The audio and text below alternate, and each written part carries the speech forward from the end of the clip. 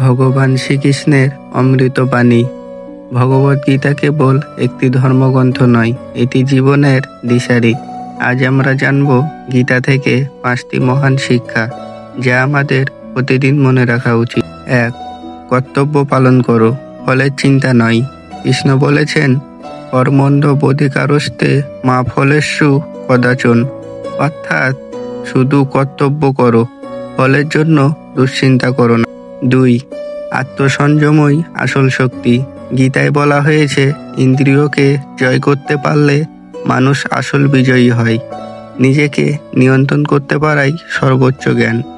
3. জীবনের সুখ দুঃখ সমানভাবে গ্রহণ করো।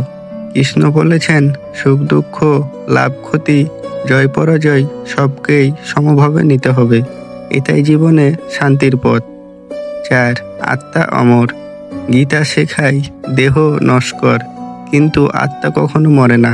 এ কারণে মৃত্যুকে ভয় করা উচিত নয়। 5. ভগবানের শরণে যাও। কৃষ্ণ বলেছেন, সর্বধর্মাং পরিত্যাজ্য মমকং শরণং ব্রজ, অর্থাৎ সব কিছু ছেড়ে শুধু ভগবানের আশ্রয় নাও, তিনি রক্ষা করবেন। হরে কৃষ্ণ।